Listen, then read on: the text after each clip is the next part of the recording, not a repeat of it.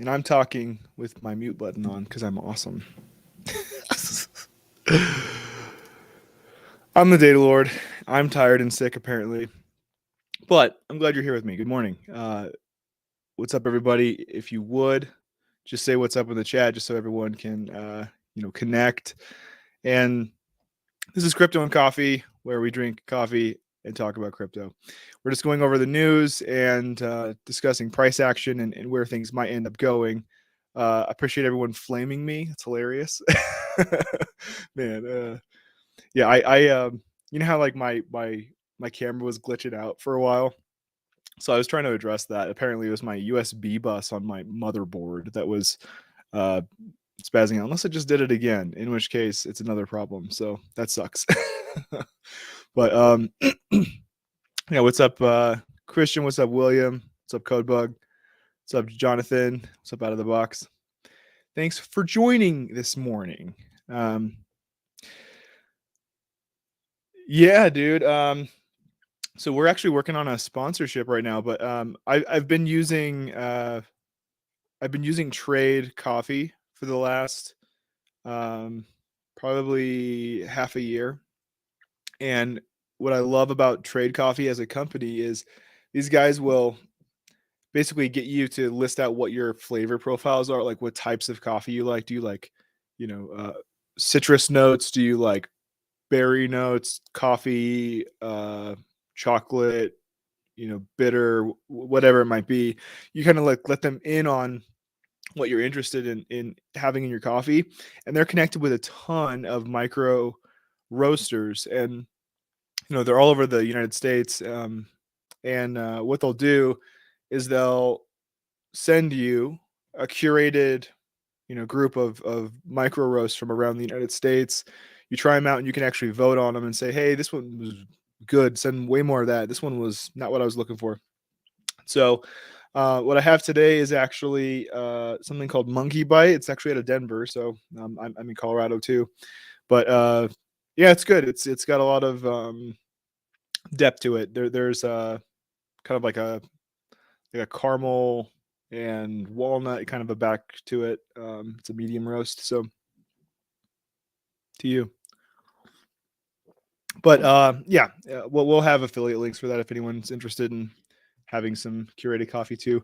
I tried Black Rifle a while ago, and I liked a lot of what they were doing, but what I there's a few things I didn't like. That some of them were political. They were making bets to like throw a bunch of money at certain administrations that were opposed to their own political views.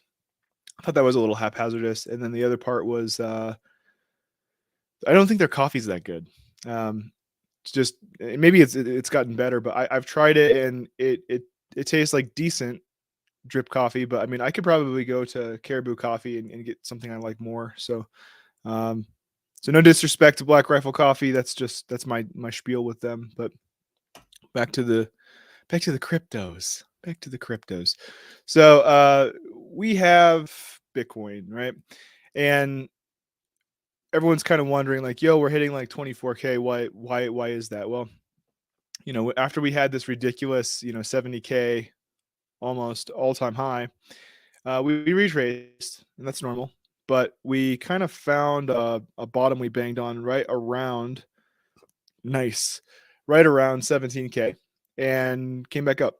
And so what happened is we tested that 17K right here, and you can see this big old red guy here. People intentionally wailed on it in order to get it to plunge lower to see how low we could actually go. So when you see candles like that, it's usually what that is. That's people with really, really big bags who've been in crypto for a very long time, intentionally trying to put the price in certain positions to get traders to react certain ways. So my belief is that this was whales. They whaled it down to 15K or so. And we really found that that's kind of a bottom. I'm really surprised if we go too much lower than that. I have like 12.5 and 10.5 in mind, but that's just a black swan event where it spikes, it gets whaled on really quickly.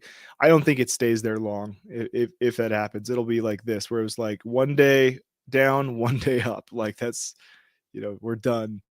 So, uh, yeah. That's kind of my take on what's happening here. We clearly ripped out of this, and we're testing 25 or so again. So we're trying to test, this Head and Shoulders here. That being said, we have this like death cross coming up. I think we're gonna hit it, and the reason I think that is we kind of have precedent for people with really big bags intentionally trying to make sure that the charts look like to spec.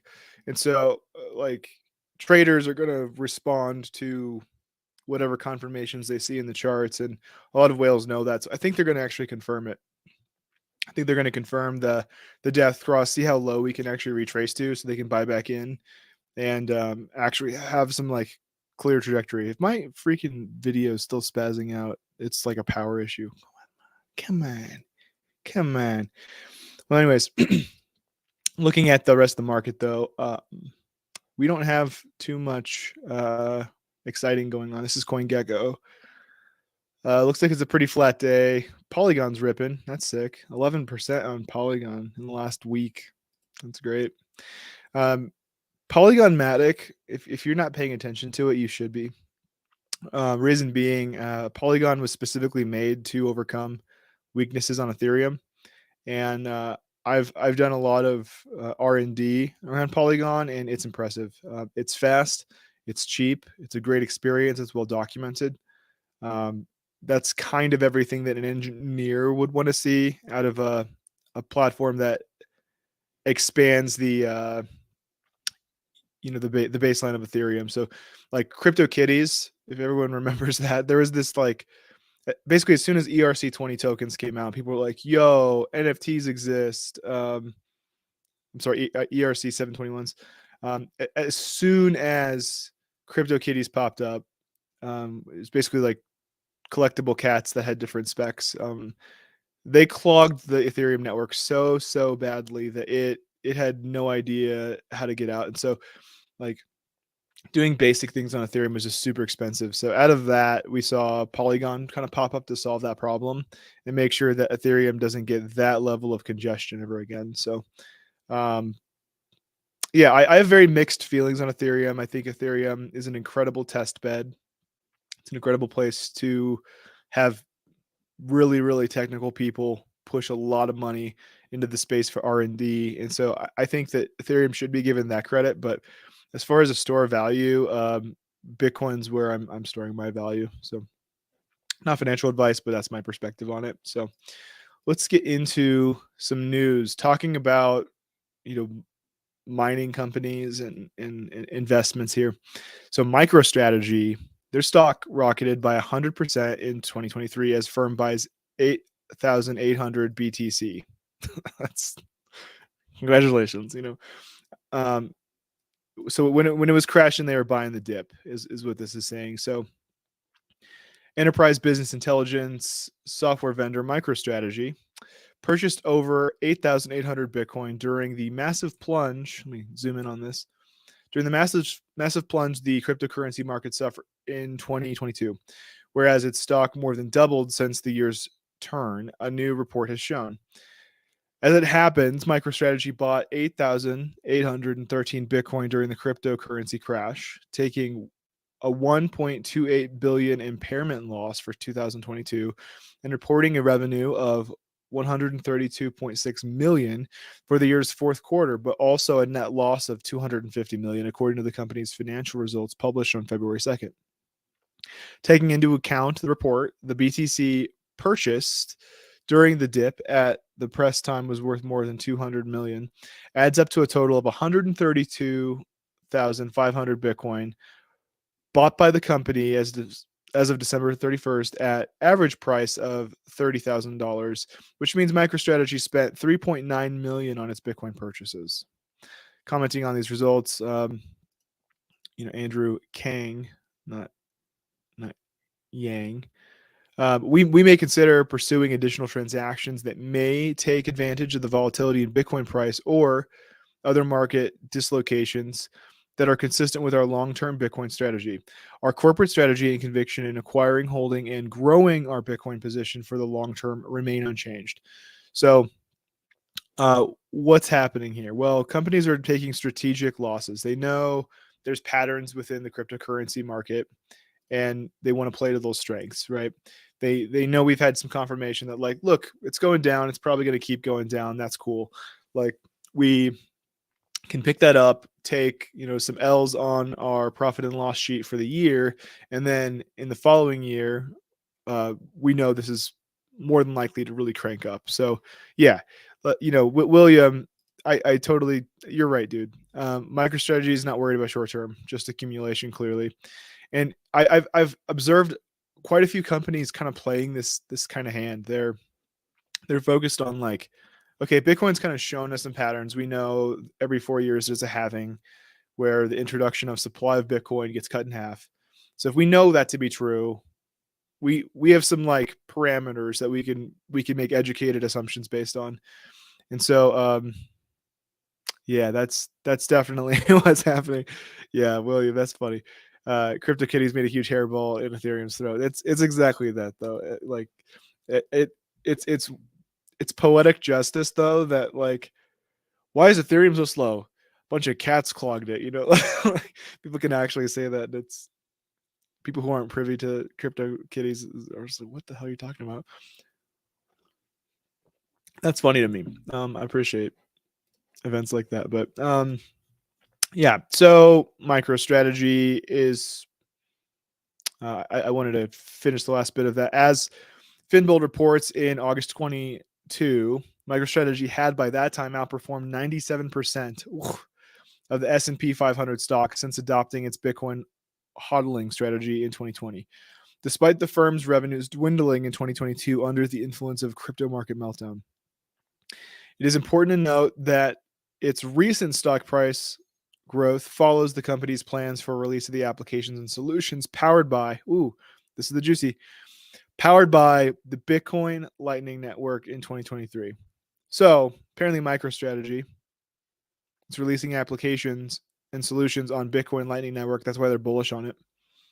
In areas such as online content monetization, that's nice, internal corporate controls, and enterprise marketing, as outlined by Saylor in late December. So, for anyone who's not privy,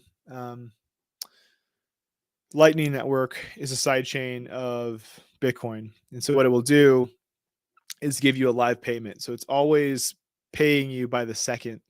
And then whenever it hits the end of, like, a period of time, it will commit whatever that balance is to the Bitcoin blockchain. And that way it's not getting bottlenecked by the speed of the Bitcoin network, but it's able to benefit from the security of the Bitcoin network for, like, those long-term, archive prints, basically.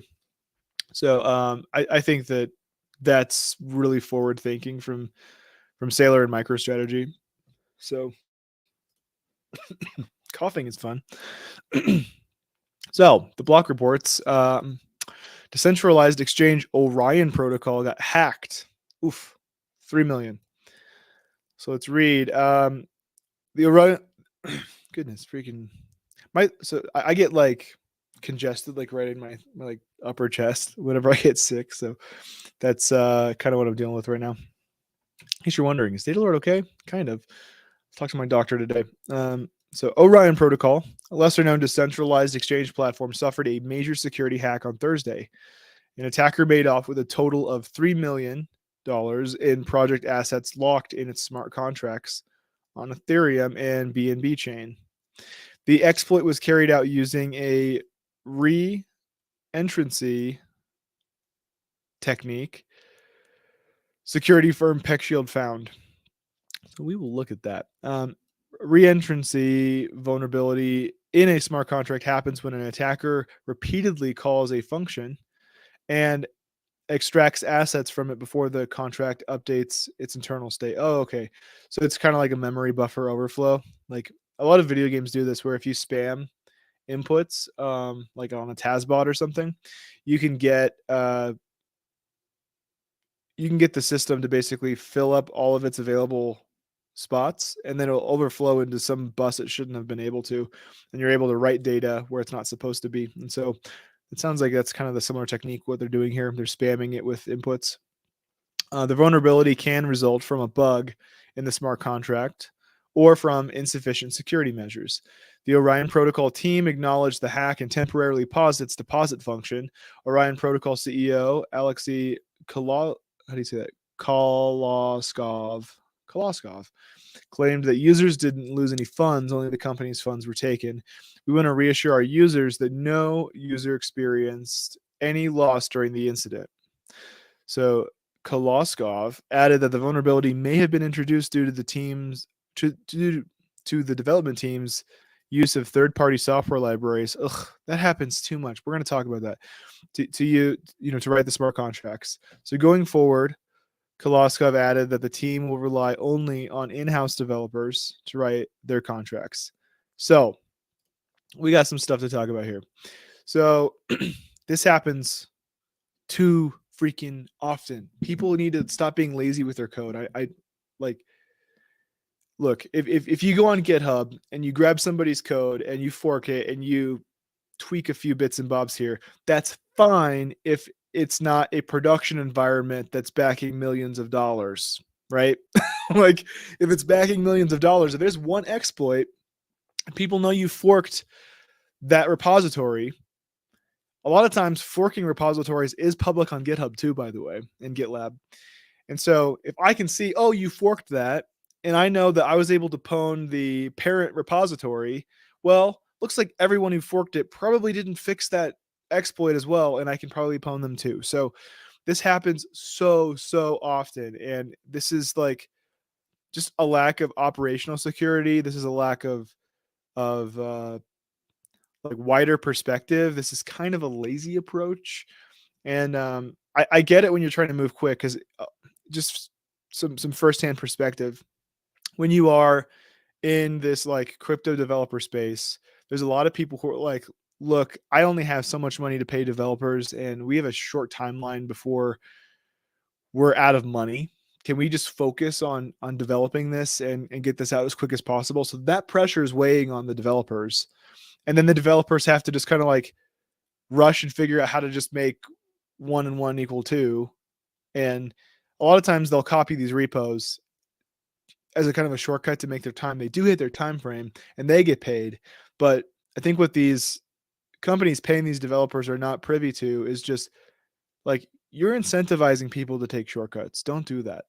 And I know a lot of people don't have like the option. They don't have like the funding to be able to do that, or they don't have the perspective to understand that like you're incentivizing developers to take shortcuts. But like, I don't know how we fix this, but I can't more strongly recommend people stop completely copying code. Maybe like reference it, understand the concept of what it's doing, and like code your own version of it. But yeah, that's yeah, William, exactly, man. It needs a system to clean wipe or pause those that haven't updated. Like, yeah. And Codebug, appreciate you, man. If your code ain't good, you get bugs. Yeah, dude, it's exactly that. So like, yeah, what's up with that killer instinct? Yeah, I'm a Street Fighter guy, so I pick up what you're putting down. So looking at this whole Peck Shield, this is that link referencing the exploit that was found. So a $3 million lesson for the reentrancy bug. The Orion protocol is hacked due to reentrancy issue in its core contract exchange with Orion Pool. Both ETH and BSC deployment, that's Binance Smart Chain, are deployed are hacked. Here are 2 related hack transactions. So this one says the hack is made possible due to incomplete reentrancy protection. Swap through Orion Pool function allows users provided swap path with crafted tokens whose transfer can be hijacked into re-entering deposit asset function to increase user balance accounting without actually costing funds. Oh, check that out. So I know this is like gibberish to a lot of people, but they were literally able just to like paste what they wanted in and not have to pay for like the actual entry of that change. So oof. And so this doesn't happen on proof of work uh, unless the smart contracts are bad. So there's a few things at play here, and I won't get too nerdy about it, but the takeaway that I think everyone needs to really understand is like we need to raise our level of sophistication because bad actors are right. Even if you're just kind of like a normie in the space, I recommend you hang out here. We can talk about it. I'm an architect. I'm uh, going through my Ethereum certification right now, trying to get that layer of understanding down. I have enterprise architecture under my belt though, and so I'm trying to get all of this crypto specific platforms into my enterprise architecture. So my goal is to explain this stuff to everyone, no matter their technical understanding, so people can just really start to have eyes wide open and know what they're looking at. Because there's bad actors who want your money, and they're trying to screw you over, and they're trying to put you in a position where you're going to make short-sighted decisions, and I don't want that for you. So, um, Ripple Nipple. I'm going to talk about Ripple Nipple because I want to talk about Ripple Nipple. So, real quick though, yeah, Robin Williams said it best in Dead Poet Society. German language was invented for one reason alone: for the pursuit of a woman, which laziness will not do. That's good, man. That's good. Yeah. So let let's do it. So we have Ripple as an ongoing narrative happening, and this story by Crypto reports Ripple's on-demand liquidity soars to record highs as XRP army eager to receive verdict on the SEC lawsuit.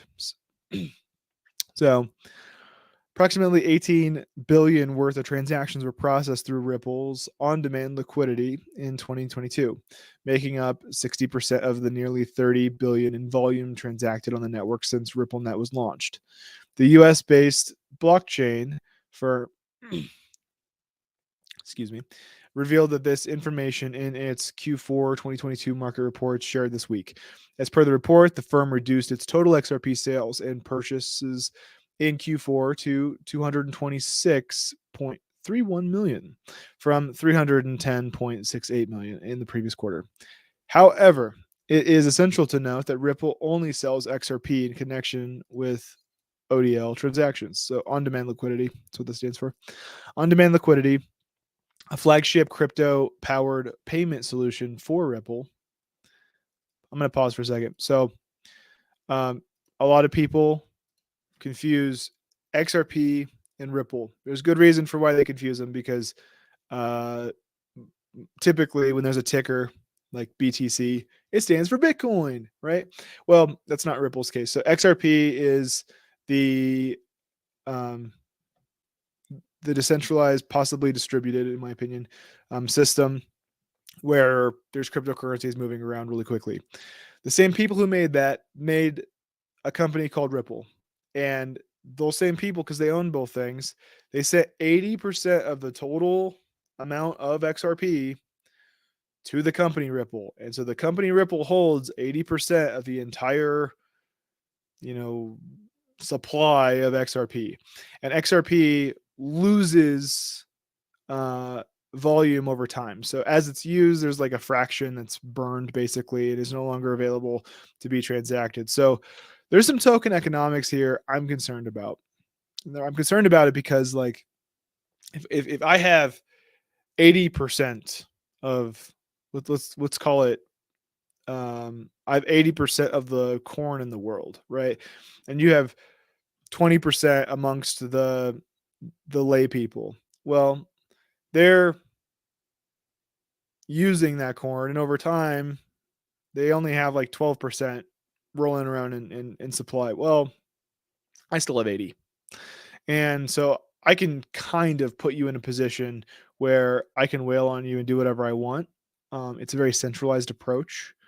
And even though the technology itself is at very least a distributed system, if not a decentralized system, if I have 80%, I can control the network, dude. Like it's it's it's it's a centralized system, and I think it should be viewed that way. So don't get lost in the sauce, as the kids say. Don't get lost in the sauce. Um, yeah. So have you seen that video where there's a cartoon Washington on it, and a dude speaks faster and faster about hashtag XRP is going to be the one. Yeah, dude. So I'm not saying you can't make money off XRP. I think you can. But I don't want people to go into it thinking that it's like other cryptocurrencies or it's like Bitcoin, because it's not. It's a centralized system using coughing. Yeah, it's a centralized system using blockchain as part of its infrastructure, but it's really not. Um, it's not what people think it is, huh? But XRP is totally relevant as it pertains to regulation, because they are the banker's token. They have a lot of favor in the banking industry. They're building tools for bankers. And so the part I was getting into is that Ripple, the company, makes solutions based on technologies, sometimes including XRP. Okay. So this on demand liquidity is a product that the company Ripple is making that leverages XRP as part of its infrastructure. I hope that's clear. So, on demand liquidity, a flagship crypto powered payment solution for Ripple, was introduced in 2018, allowing customers to transfer money globally without establishing correspondent banking partnerships or pre fund foreign accounts. That's reasonable. They're just providing centralized infrastructure for world banks. Okay, cool. Just call it that. Just don't pretend it's crypto. Um, the XRP token facilitates cross-border payments and eliminates the need for intermediaries. So by tapping into Ripple's on-demand liquidity, customers can quickly and securely settle payments in local currencies at payment destination. Transactions are completed in a matter of seconds, making it an efficient way to send money. And that's totally true. Um, Last year's surge on-demand liquidity volumes has been attributed to Ripple's ongoing focus on utility of crypto and the expansion of on-demand liquidity's products as customer demand for seamless payment solutions soars. Ripple's on-demand liquidity is accessible in almost 40 payout markets, a massive increase from just 3 markets in 2020. Last quarter, on-demand liquidity was launched in France, Sweden, Africa, through partnerships with premier payment gateway platforms in those regions. Moreover, Ripple also extended its customer base to include businesses seeking the advantages of crypto-powered cross-border payments. So they're building tools. There's utility here, and like I don't want to throw more heat at XRP than it deserves. I mean, there's worse projects in the space that aren't solving a problem.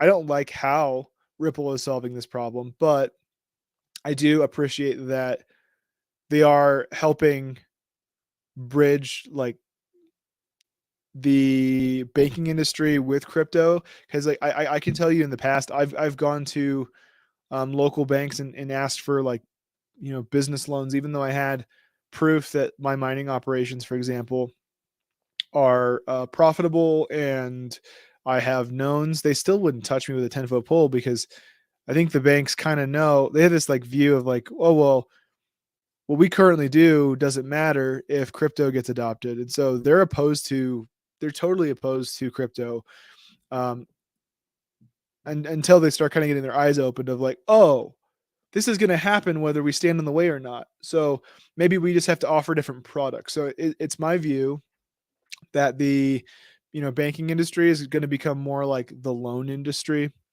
Um, I think less and less they're going to be where people are storing their value, and more people are just going to put funds in a bank when they need to pay off a mortgage. pay off a personal loan, pay off an auto loan, those types of things. I really just I think that's the space they're going to occupy.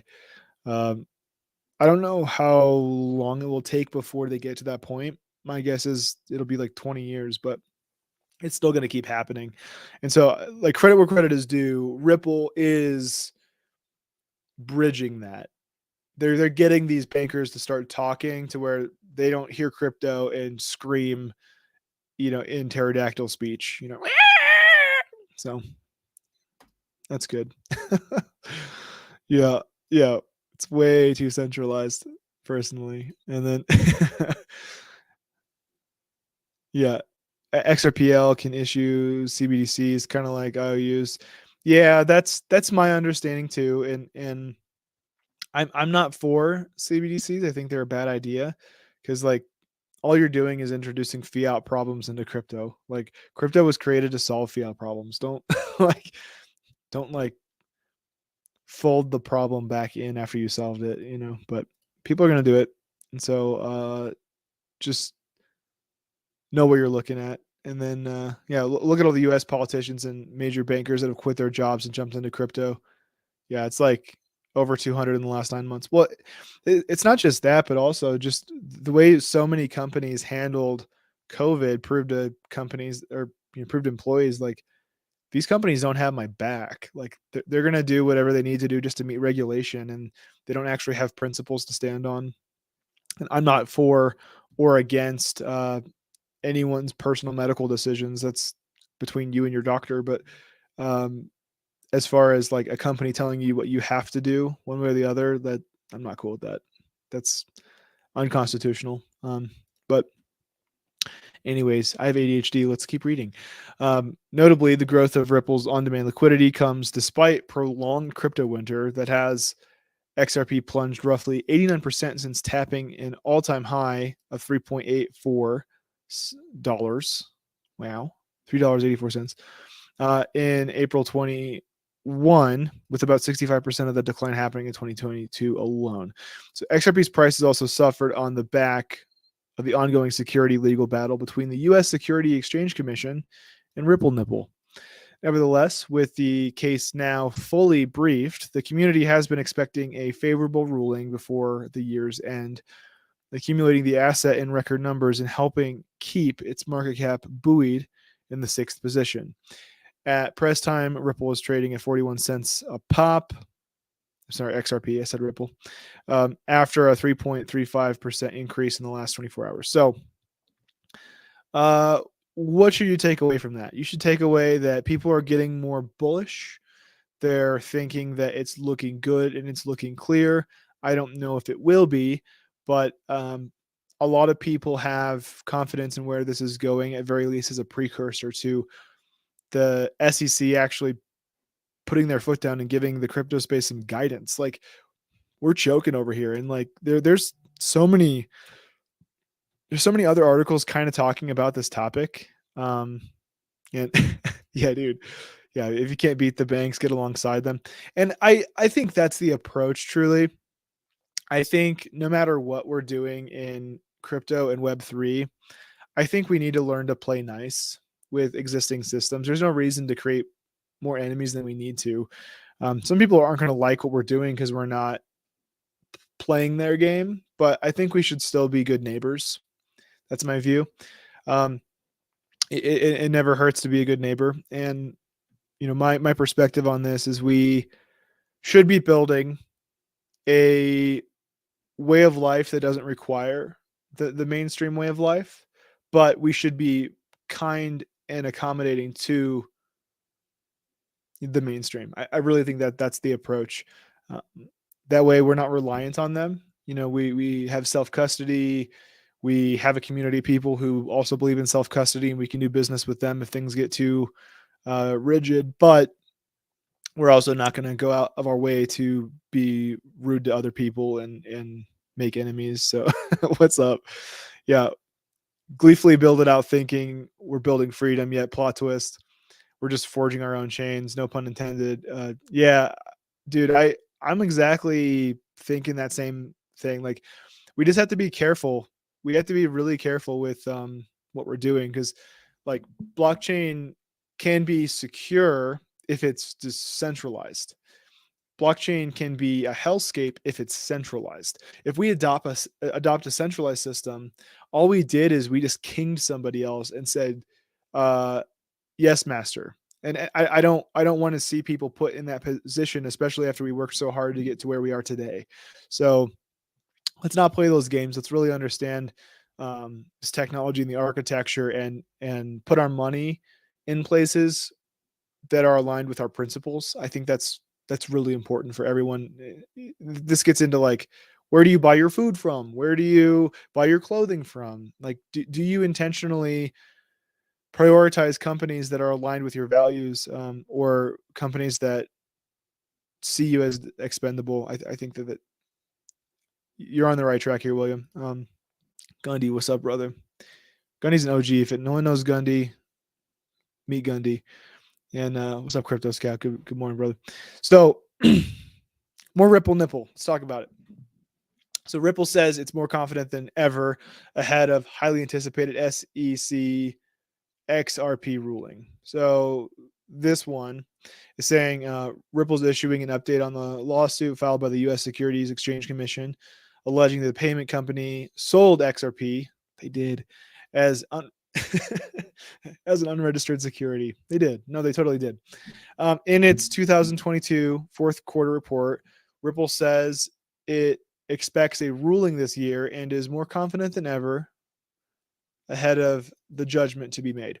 So on December 2nd, Ripple's reply brief in support of its motion for summary judgment, where the company asked the court to grant judgment in the company's favor, was made public. After 2 years of fighting this lawsuit on behalf of the entire crypto industry, American innovation, the case is fully briefed, and Ripple is proud of its defense and feels more confident than ever as it awaits the judge's decision. Decision timing is in the judge's hands, but the company is hopeful to see a ruling in 2023. Even though the courts have not indicated when a judgment is likely to be delivered, Ripple CEO Brad Garlinghouse last month said that the payment firm was expecting a ruling in the coming months, single-digit number of months. I read that stupid. Coming single-digit number of months. That sounds terribly sexual.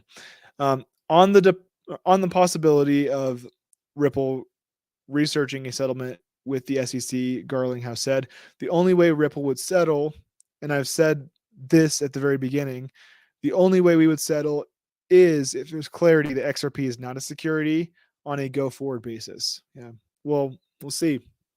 We will see. Ripple's chief technology officer, David Schwartz, recently argued XRP fits the definition of a commodity.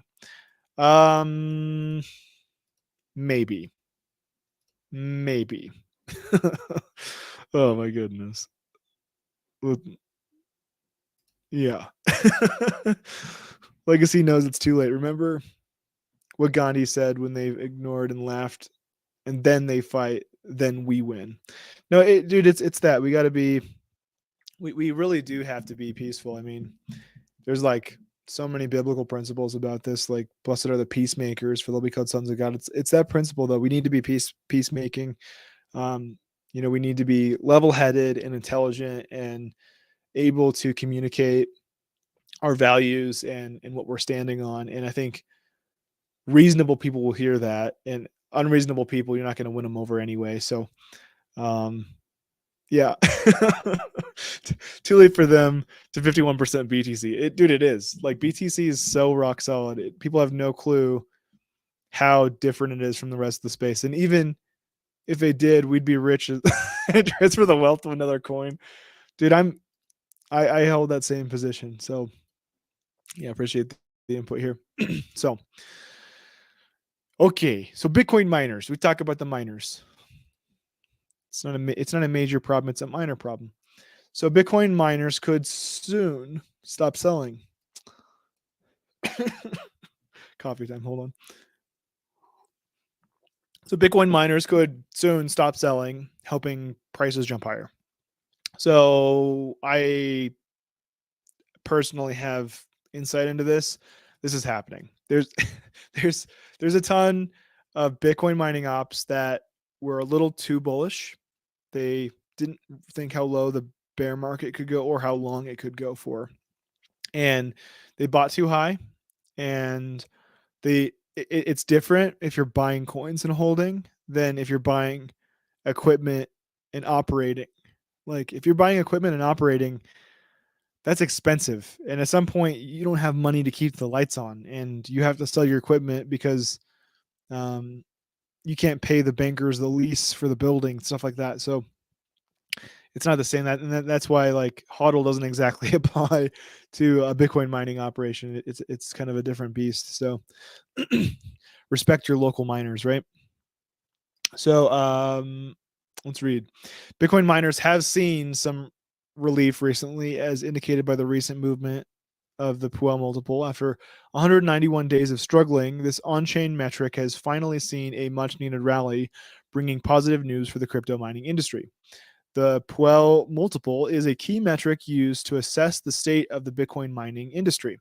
It measures the daily average Bitcoin mining revenue divided by the daily average electrical cost of mining. A value of 1 or higher indicates the mining industry is generating enough revenue to cover its costs, while a value lower than 1 suggests miners are operating at a loss. Bitcoin miners have some relief. So the recent rally in Puel multiples shows that the revenue generated by Bitcoin mining has increased, allowing miners to cover their cost and potentially even make a profit. This is a much needed boost for the industry, which has faced significant challenges over the last 191 days, according to the technical analyst Peter Swift. So during this time, Puel multiple remained in the capitulation zone, indicating that the mining industry was struggling to cover its costs and operating at a significant loss. This situation likely led to increased sell pressure as miners coughing as miners sought to offload their Bitcoin holdings in order to mitigate their losses. Yeah, so check this out. So you see this. I'll make this big for you. I'll make it big for you, big boy. There you go. Check this out. So you see this area over here, this 191 days. There's that green band at the bottom. So what that is, that's the capitulation zone. So that's where people are like, we can't afford to do this. We're losing money. Like I'm paying out of my pocket to just turn things on. So if you think it's going to be short-lived, a tap and go, you will do it. If you think it's going to be a long stretch, a lot of people don't have the wherewithal to put up with that. And so that's where you'll hear like you'll often hear about miners like turning their rigs off, and a lot of times they make YouTube videos showing like, yeah, we had to turn all our rigs off. That stresses people out, dude.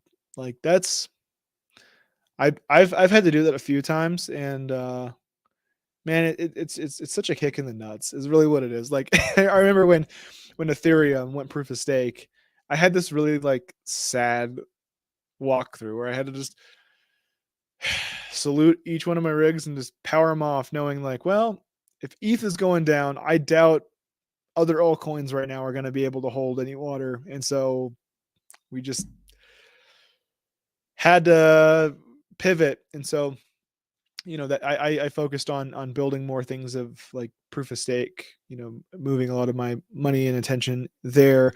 It's not that I'm not bullish on mining. I love mining, but you got to have the right deals lined up. And I've been doing mining consulting for some bigger companies, looking at really starting up some big mining operations as well. But we're not there yet. We aren't there yet, bud. So dude, totally agree. Nuclear power plants coming online. So here's what I'll tell you. As someone who's deep in like the mining industry and does consulting for it, people are paying attention to a few things. Places with hydroelectric power, because it's really cheap. And usually it's transferred over DC, not AC. And so DC can't transfer very far. And so you have to be pretty local to the area the power is generated. So, yeah, water power plants, also including like tide generated electricity, like on the coast, areas that have energy that's being wasted that you can tap into, and also geothermal There's things like that that a lot of miners are paying attention to, but I'm so bullish on fission and fusion, honestly, which is like nuclear power. I think at this point in time we have the technology understood well enough to do it safely. I know Wyoming. Um, I'm not a fan of this dude, but I owe him a lot of gratitude as well. So Bill Gates, that confusing bag of bones. Um, he made my career because I built my career on Microsoft Cloud, but at the same time, he's also a creep in my opinion. Like he wants the world population to be tiny. He's uh, trying to make everyone eat bugs, weird stuff like in the World Economic Forum. So I don't like the guy, but he is putting in a huge nuclear power plant in Wyoming. It's somewhere around Casper, Wyoming, I think. But I think we'll see miners pop up in that area. I think it's kind of going to be a land grab, though. I know it's not Casper; it's near Casper, though. What's up? What's up? So I did 4 investors wanting to put a sizable amount here in Dallas to start a mining op. I have 2 ways to ensure profitability from the start. Yeah, I mean, if you want to talk shop, our Discord's in the description, so feel free to pop in there and we can talk if you want my input on some stuff. But anyways, back to the show. So indeed, on-chain data from CryptoQuant, there's no R, shows the total Bitcoin miner reserves have dropped by approximately 16,917 BTC since July 2020. It's a shift in the market where miners potentially selling off their holdings or using them to cover operational costs. That's exactly what I've seen happening. Exactly. People are just like, dude, we were gonna hodl this stuff, but we just got to pay some bills. So that's a tough spot to be in. It sucks because whenever you sell your Bitcoin, you're just thinking like at all time highs, how much would that have been, and was there anything I could have done to cover those costs properly so I didn't have to take a big L in the bear market. And so me personally, I'm always building with the bear market in mind, because if you build numbers that work in a bear market, when you're in a bull market, you're like, yo, we're sitting pretty, um yeah. So yeah, this here is showing. I'll make this big too because this is useful. So Bitcoin miners reserve and all miners. So you can see like basically November through January was just a kick in the nuts every single day. People were just like they were not profitable. And not just not profitable, very not profitable. Like this is where you literally shut all of your rigs off and you turn the lights in the building off, and all you have is security show up just to make sure that your perimeter is secure, and like that's it. Like, man, that's at very least though. I'll say this from a miner's perspective. Um, Whenever you have these moments where you kind of have to turn your rigs off, it's the perfect time to do housekeeping, and I think that that's what most people are doing or should be doing. Like, you should take your rigs down, take them outside and use cans of air or compressed air, whatever, get all the dust out of them, reapply thermal, compound. If you have an electrosonic, cleaner, put your boards in there, get them all clean, reapply thermal paste, all that stuff. This is stuff Gundy, I know you hear me. I know you doing that. And I have like bins.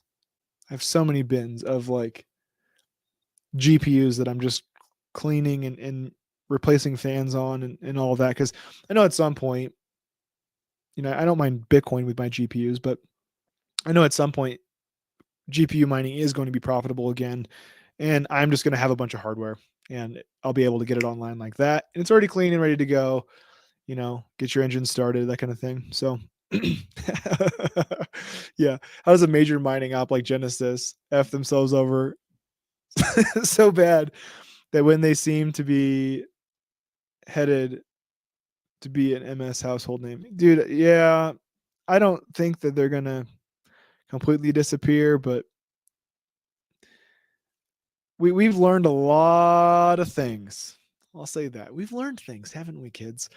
You know, so at enterprise level, they just run them every few years and onto the new stuff. Yeah, typically you're replacing hardware in 3-year cycles, 4-year cycles. But I found in mining, if you if you buy like an ASIC or a GPU at a reasonable price, brand new, there you have about 7 years of them being relevant. Not being the best, you have about 2 or 3 years of them being the best and most profitable, or near so. And then after that, you're still making profit on them, running them into the ground. But I don't know. That's kind of why I like the idea of hobby miners going with GPUs, not ASICs, because GPU, if the market is like it is right now, you're able to clean your cards up and sell them to people who do productivity and just have a lot of monitors. You're able to sell them to people who are doing video editing and need to render. You can sell them to gamers who have been trying to upgrade their rigs at reasonable prices. So like you can get yourself in a good spot, but yeah, you're saying they don't clean them. Yeah, I don't know, man. Maybe that's just my deal. I like to keep my equipment clean, if you know what I mean. Um, so I stopped sharing. I pushed the wrong button. Why are you like this? Present, share screen, Brave tab. Here we go. My bad, my bad, my bad. So, we looked at that. Miners have been in a hard spot. That's the takeaway. And Bitcoin's enjoyed a impressive upward price action, posting a year-to-date gain of more than 45%. Pioneer cryptocurrency entered 2023 trading at low 16,500, and on Wednesday it hit a high of 24,000. So that was nice. It was nice to see that outperforming Ethereum finally. Isn't that nice? Freaking Ethereum. The upswing followed a statement of the Federal Reserve Chair Jerome Powell hinting that disinflationary trend in the economy has commenced. So yeah, Jerome Powell's basically saying that is it disinflationary or de-inflationary? I think it's supposed to be de-inflationary. Yeah, we'll see. We'll see. I personally think that like I I'm of the opinion that we should care less and less about the general fiat system because we know its problems. It's not fixing its problems. It's doubling down on its problems and pretending like it's not a problem. So I don't know. I think keep DCAing. You'll have your day where you'll have quite a bit of value, and you could do swing trading. But I recommend at some point you stop selling your BTC for USD because there's no promises you'll be able to get it back in if regulation gets stupid. So just be careful there. Our last story for the day. Yeah, this is our last story for the day. So Binance. So BNB chain developers introduce white paper for a new Web3 storage network. This is a big deal. This is great. This is super, super cool. This is one of the biggest problems with Web3 right now is we have like Filecoin, which I see a lot of stuff I don't like about it. Like they're working with the World Economic Forum, some real sketchy globalist stuff. Okay, Filecoin's kind of doo-doo. But we also have Interplanetary File System, IPFS. That's like what most of your NFT images are stored on. That's cool. I think it's useful. I think it's going to have iterations. But seeing a company like Binance that puts out really good products, they're dropping this Web3 storage network. I'm interested. My ears are perked up. So BNB let's see. The core development team at BNB Chain released a white paper for BNB Greenfield, a blockchain-based Web3 platform that provides smart contract integrated data storage. Yes, let's go. Let's go, dude. With BNB as its native token, users will be able to store data on a distributed network and access or monetize it through smart contracts on BNB Smart Chain, according to the white paper. BNB Chain is creating a new theme for the ownership and utility of data with BNB Greenfield, said Victor Genin. I hope I'm saying your name right, dude. Senior solution architect at BNB Chain. BNB Greenfield will build utility and monetization opportunities for data that is in storage, as well as bring programmability to that ownership of the data. That's great. This is a big deal, dude. This is actually useful. Such a network would cater to Web3 apps, particularly around social media. However, the network will still rely on centralized cloud providers like AWS for data and computational needs. That's normal. Don't hear that as it's centralized, by the way. BNB Chain team said it's currently collaborating with 3 contributors that include AWS, NodeReal, and Blockdaemon to launch a greenfield testnet in coming months. So let's talk a little bit about that whole AWS part. Okay. Amazon Web Services is a distributed computer system. It is not a decentralized computer system, but not every part of your application has to be decentralized, nor does it benefit from being decentralized. What I mean by that is if you download some app from the Google Play Store or the Apple Store, from on your iPhone, the actual files for those apps are not on decentralized infrastructure. They're stored on probably Amazon Web Services like S3, simple secure storage buckets, right?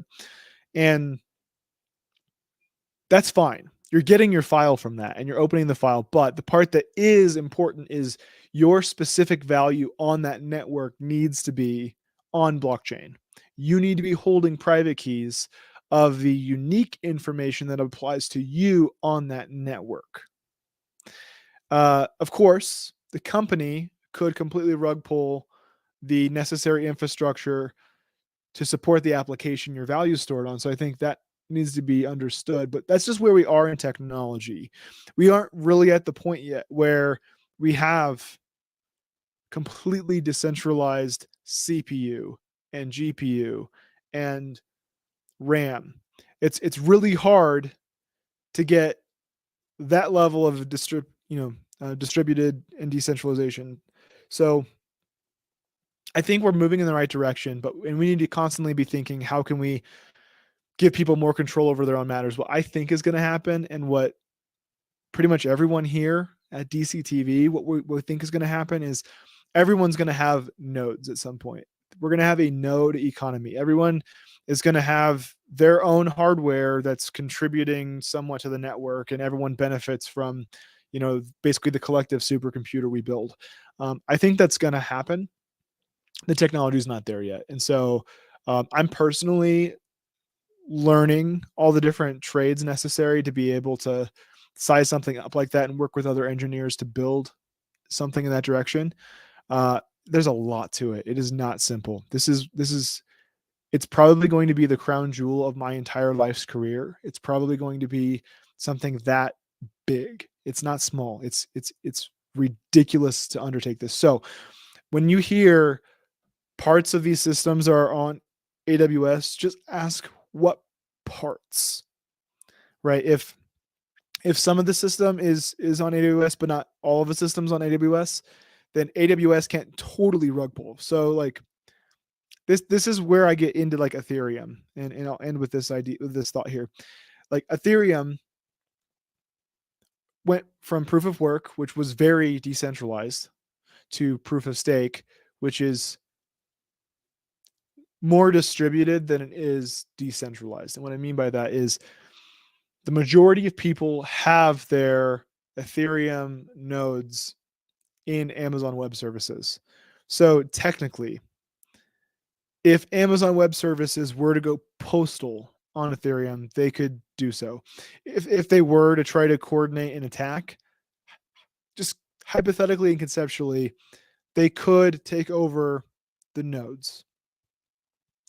But not all Ethereum nodes are on AWS. And so I think there's kind of an onus on a lot of people to not just do the easy thing, like kind of like what we saw with smart contracts, where people are just throwing things into AWS because everyone else is doing it.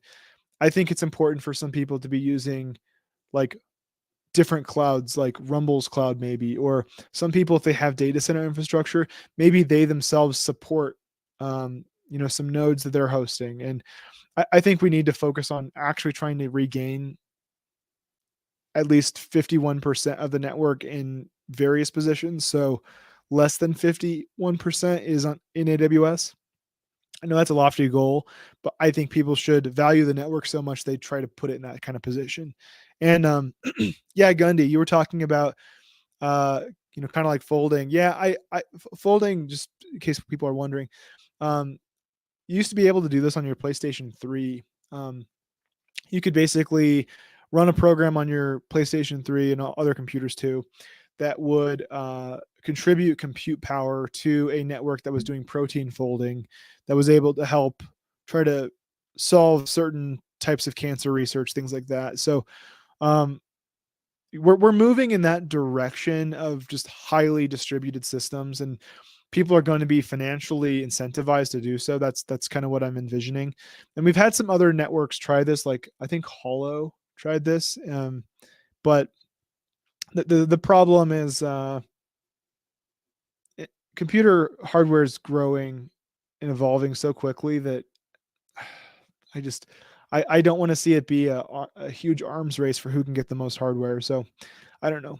We'll figure it out. But Binance Smart Chain releasing new Web3 tools, that's beautiful. That's a really big deal. Binance is going to bring a lot of developers into the Web3 space to build stuff that's not hokey but legit. And so I'm really bullish on this. So that's it for the show today. If everyone if you're not already part of our Discord, please link in the description, join. If you have any questions, I'm available nearly around the clock to answer your questions. And I might even make shorts. If it's a really good question, I'll make a YouTube short answering your question so other people can, see that question answered as well. So if you would just get really engaged in there, I'm really trying to make sure we're building a community that's valuable to everyone else in the community. So I'm available to you. Ask away.